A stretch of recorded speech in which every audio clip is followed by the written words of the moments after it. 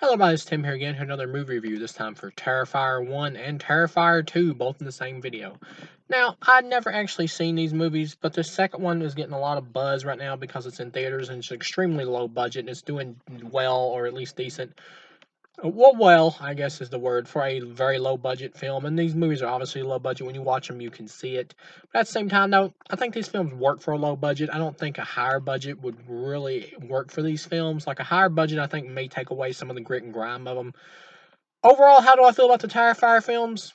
Honestly, I'm not a huge fan, but I don't hate these movies. In my opinion, even for what they are, I think they're just okay. The first Terrifier movie has got Art the Clown as the villain. The actor does a good job playing Art the Clown in both movies, but there's nothing to this character. He's just a scary clown, and he does have some funny moments. The way the actor acts, like all the crazy waving and stuff he does and all that, he is funny. The actor does a legitimate good job here. The rest of the cast in the first one, they're just kind of okay as characters, really. Um, there's some of them added in there just for the specifically for the body count, which does happen in a lot of other slashers, but I never really liked that in those movies either.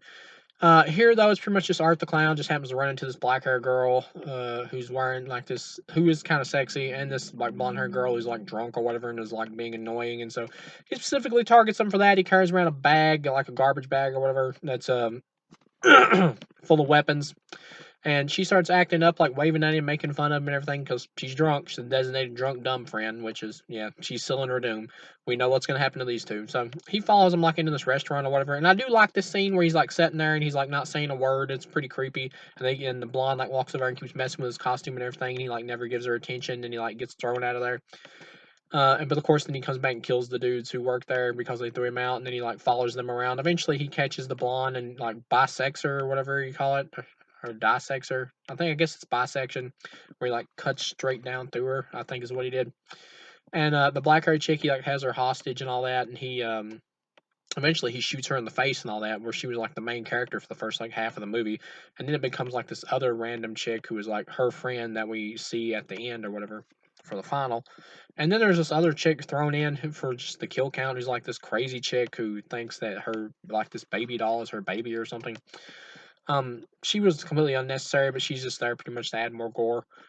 But yeah, and he gets to the last chick and he like mutilates her face. Then the police shows up and he shoots himself, and that's how the movie ends. Well, the mutilated face girl is like on a talk show or whatever, and the talk show host is making fun of her. And then later on, she like runs in there and kills the talk show host, like gouging her eyes out, and then starts crying and laughing as the movie goes off or whatever. Yeah. Overall, I do like that twist that the victim or whatever gets like the mutilated face, like goes crazy in the end and all that. Really, this takes you back to like um, 80s. This feels like something that would be in like the 80s of like a Splatterhouse type movie, but really these are like torture porn. Splatterhouse is something that like Peter Jackson did, like Dead Alive as well, with just extreme gore upon gore. But those movies were, but Dead Alive is extremely entertaining. Is the difference? It's a very fun movie. This film is not fun. It wants you to hate Art the Clown, which I'm fine with that. I'm okay with having a villain that is not likable, that is just completely hateable. But if you're gonna take away the fun element and just make you hate the villain, then you really need to have at least somewhat of a story. There's no story in this first movie. That's the problem here. And I like the idea of Art the Clown just being a crazy guy who just shows up to do killings just for the sake of killing. But at the same time, Art the Clown, even though the actor's doing a good job, he's not as interesting as someone like Michael Myers or whatever, and other characters like Jason or Freddy. Like even Michael Myers, you got like the cool Halloween gimmick and the whole pure evil thing and all that. Like he's just born like a psychopath, or was born with evil inside of him that made him become a psychopath. But here, Art the Clown is just a scary clown. And so, unless you're just like enthralled by the idea of a scary clown, like you're just blown away by it and it's just so much fun for you, then there's really nothing to this character. Like, I don't get scared when it comes to movies. I don't. I'm just too old for that. And I've grew up on horror movies and watched them since I was like 6 or 7 years old, like extreme violent ones. So it's like you can be as violent as you want. That's not enough for me. I need a little bit of a story. I need a little bit of something. Like even Michael Myers, with how simple he was, he had a story. Um, Especially with the Donald Pleasance character running around and like trying to catch him and all that, like a Van Helsing type character. Here, there is absolutely no story here. I mean, like hardly nothing. It's like barely functions as a story. And for some people that will work and they would just be okay with just the excessive gore and the kills. And I'm fine with the excessive gore. I like gore. The more violent you want to be and over the top with the kills, that's cool. But I have to have at least a little something to care about to latch onto in the movie. There has to be a little, just a nugget to grip me, either in terms of the characters to make you really root for them, or there has to be at least something in terms of the killer to make him interesting enough on screen in terms of story so I will want to just follow him and have fun with him. This movie has neither. It's just the kills. It's just the kills. That's it. That's really it. And the killer's clown gimmick, which is fun. I do like the killer in both these movies. The actor who does it does a good job, but there's just nothing else to latch on to in these films. And in this first one, overall, I gotta give it 2 out of 4. It's okay. It's fine. It's a completely fine rental movie to kill 2 hours if you're a horror fan and you're okay with like excessive gore. Like I am a horror fan, I'm a movie fan, I'm a movie buff. I can appreciate any types of movies. There are some types of movies that are harder for me to get into though, like romantic comedies. I mean, I'm not a big fan of those, but I will still judge them fairly. I judge all movies fairly. I do not let personal like whatever my personal interests are, or values, or whatever interfere with a movie. A movie is a movie as far as I'm concerned. I don't compare them to real life. If a movie's well executed, it's well executed. That's it. Overall, though, for what this is, I thought it was okay. There are other Splatterhouse movies with much more interesting stories that are better than this, but for what it is, it's okay. And I think the director does a good job with both of these films, doing them on a very low budget. I think he has potential to move on to like better films. To be honest, Terrifier 2. This is better than the first one. It's excessively long. This movie is over long. I will go ahead and say it. The director goes a bit more self-indulgent here by trying to make it like so long. It's like over 2 hours. But at the same time, though, this film is better directed than part one, and it has a little bit more story going on. And the main character here, this chick with like these angel wings, who has like some kind of psychic connection to Art the Clown, is a much more interesting main character. And I think the actress actually does a great job. By the end, I was really rooting for her. She was badass. And obviously, they're going to try to bring her back for more sequels. This ends with like a setup for a Terrifier 3. Um, and once again, though, the problem with this one is they introduce more story elements, but by the end of the movie, they never explain any of them. Girl has a psychic connection with Art, never explained. Um, why Art keeps seeing like this little girl, like demonic clown version of himself or whatever, or similar to him that just follows him around and plays with him and all that. At first, you think it's just in his head, and he's just crazy, but later on, the other characters see it too, and like her eyes light up. Which the eye light up thing at the end was kind of a cheesy effect. They could have left that out. But yeah. So it's like, well, why does he see her? Why is she here? Never explained. At the end, the chick that with the angel wings or whatever gets stabbed with her own sword, and she has like this fantasy vision where she's like on this some kind of like clown show or something, or whatever kids entertainment show that Art was like hosting, and but he massacred all the children, which is pretty funny. And then she's like trapped in this water tank, and it's like a rebirth thing where she like comes back to life, and the sword like has magic abilities and causes like her wound to heal. So in this film, we're getting it clear that Art is supernatural. Maybe they'll explain in part 3 that the girl is like a reincarnation of like some past victim or something, and like the father had some connection to Art or something. That's obviously they're hitting up for something, like they're hinting at something like that for number 3. What they're hoping here is that you would just have so much fun with the splatter that by the time you get to number 3, they're gonna just like reveal more and more story details of Art the Clown and who he is and what his motivations are, movie after movie. That's what they're hoping to do here.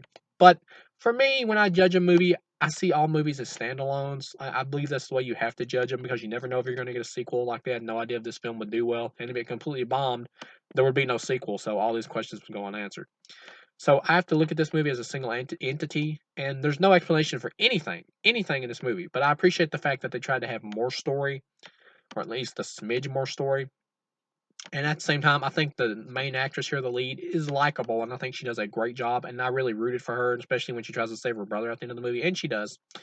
And she like chops Art's head off, but at the end, though, in like a bonus scene, you get like a scene in an institution where the chick from the first one has the messed up face, like gives birth to Art the Clown. And it's just so random. It's just meant to be shock value. Like that's the thing. These movies, especially this one, is built on shock value. There's much more murders here, and some of them are kind of fun and funny. Like one with this woman's like dusting off the dew or whatever, condensation on the side of a car window, and Art just happens to be sitting in it, and he just blows her brains out with a gun. That was pretty funny. Yeah, Art the Clown, once again, good job. But the problem with stuff like this, when you have like little to no story, is that you start off with just all you have is shock value. So if you're just not constantly shocked by the kills, like huh huh huh, then there's nothing really else to the movie. No, nothing much to the movie besides the lead actress and the killer. That's it in terms of performance. But there's nothing else to like grip you with the movie because there's just almost no story. It's just shock value, and if you're not just blown away by the pure shock value of every kill, then you're not gonna fall in love with the movie. I mean, it's just you're just not. And one of the kills here is like so over the top. Like it was gruesome at first. I was like, oh, cool. But then it just kept going and going and going. Like when he's torturing this woman or whatever, and he's basically like cut all of her skin off and is like dissecting her and everything and like cut half her face off and she's like still alive. She's like still going. And it's just it gets to the point where it just gets ridiculous. Like I started to laugh at how over the top this kill was because it was just still going. And maybe that's part of the effect. Maybe they want you to laugh because it's so over the top. But most of the movie takes itself seriously in the brutality. So when it gets to that kind of type of stuff or whatever, it just starts playing more as like unintentional camp to me, and I was just laughing. But yeah, overall, because the main character is much more likable here, and because they try to have more of a story, and because there are more kills, which makes it slightly more entertaining than the first one. Overall, I would say that this is a better movie than Part One. Once again, it's still a 2 out of 4. It's okay, nothing to write home about.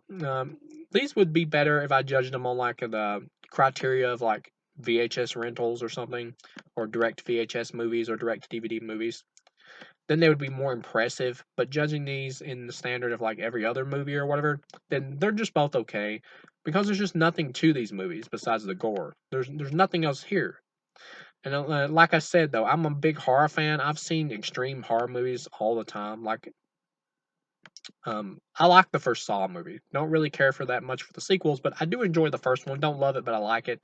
It's flawed, but overall, it has a interesting story, making it at least a good movie. Um, this movie has no story. There's nothing here. What they if they just gave me like more of a story in part three, like something more to latch onto than just the kills, but had the kills there to amplify what was going on with the story, then I would probably love like Terrifier 3. But overall, but overall, these movies really you could just take like a demo reel of just the kills and just play it on YouTube. That's really all you need to see. But for what it is, Terrifier 2 is like a better version of Terrifier 1. 2 stars. Okay, slightly better than part 1. Overlong, but more enjoyable than the first one. But yeah, thank you guys for watching, and I'll see you again.